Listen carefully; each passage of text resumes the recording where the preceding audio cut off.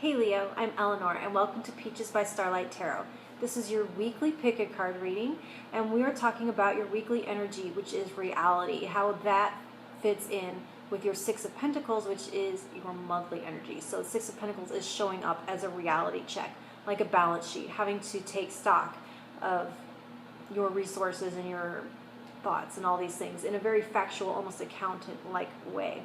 So I am using Runes of the Northern Light and the Science Tarot. I have stacked 1, 2, 3. They're timestamped below. You can skip right to them. Like, share, subscribe, all those good things. Let's get right to the good stuff. Stacked 1. Ace of Wands, Nebula, like a star nursery. The Emperor, Crystallization, and Othal. So this rune is talking about inheritance, honoring your ancestors, primarily your point of origin. And so with this nebula, this is talking about like the nursery, with a place where stars are born, the origin point of the star, of your passion, of your drive.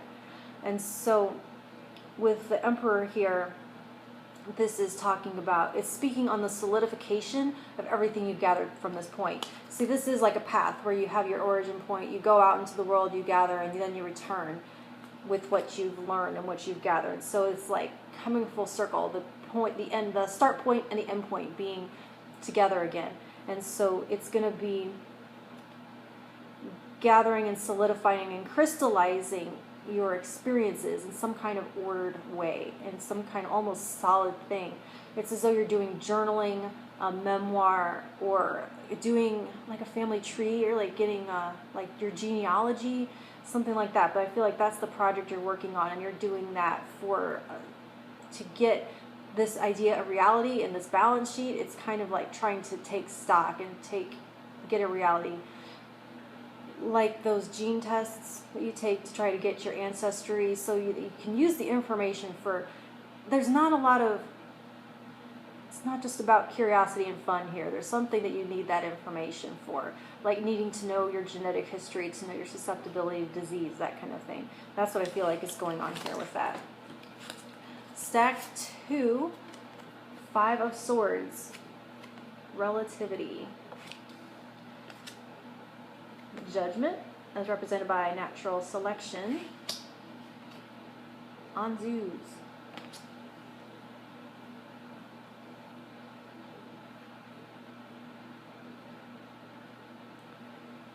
So this is definitely talking about the divine inspiration.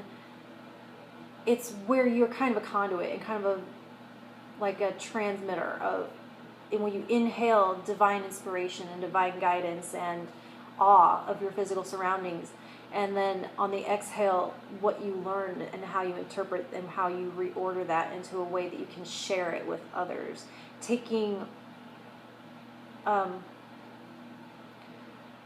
abstract experience and translating it so other people can understand it and experience it through your eyes, or at least in their own way. And so it does show with the relativity card in this deck is talking about the way when that theory came about, it's like it changed the rules. And so it's like the rules around you are changing and the terrain is becoming unfamiliar. The way this relativity talks about how time isn't the same everywhere. Time actually has some fluidity and flexibility, and so that can be unsettling and can be unfamiliar. And so what you've relied on, the natural selection in this deck, what you've relied on up until this point has a potential to become a liability. So when we talk about the Ace of Pentacles and this balance sheet, like an account, you're talking about your assets and your liabilities, right? Liabilities in this sense could be showing up and manifesting as something that has been an asset before. In this new situation, in this new unfamiliar surreal reality, it is now a liability. And so you may have to face the fact that you're going to have to ask for help in this unfamiliar territory, that someone with a different balance sheet than you may be more able to help you or to give you the information that you need, and to be mindful that when you do receive help and ask for help, that there needs to be an equal exchange there, that when you do reach out for this help, something may be expected in return. And that's not a negative thing. There's nothing scary or weird or negative here, like better watch out what you ask for type stuff. No, it's a reminder about balance and about reciprocity. So stack 3, Collider, Ace of Swords, reductionism, or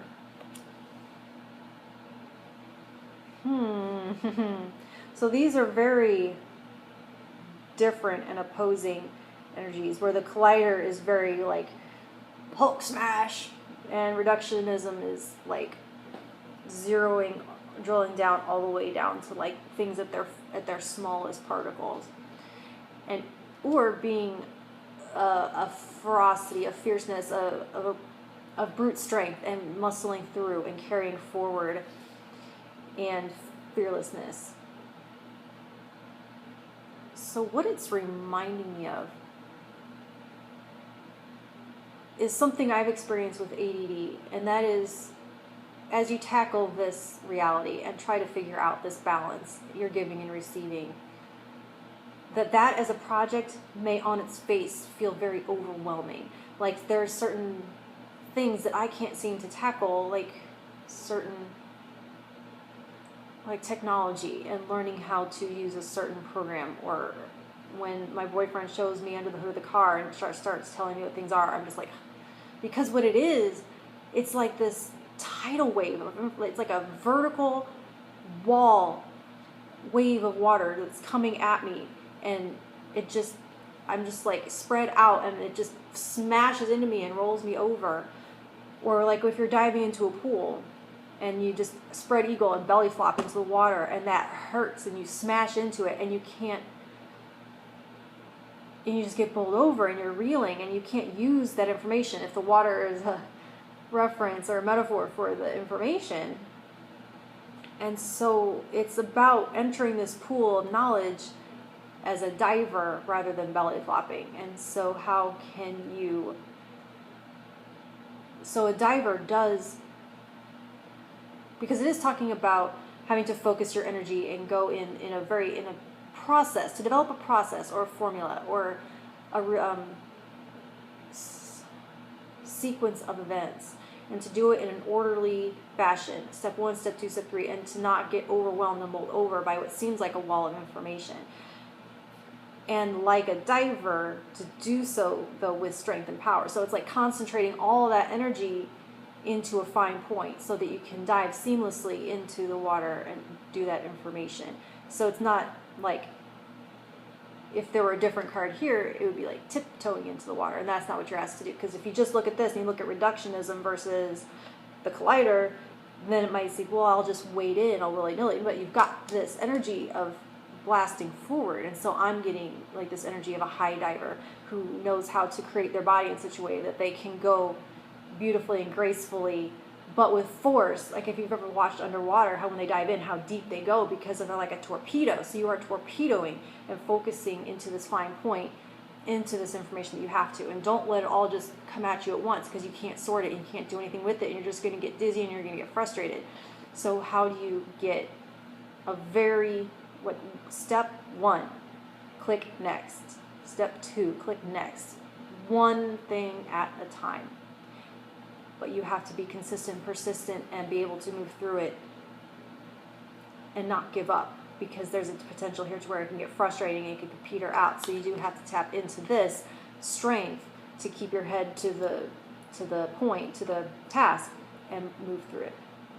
All right, Leo, that's what I have for you this week. I'll talk to you soon. Thank you.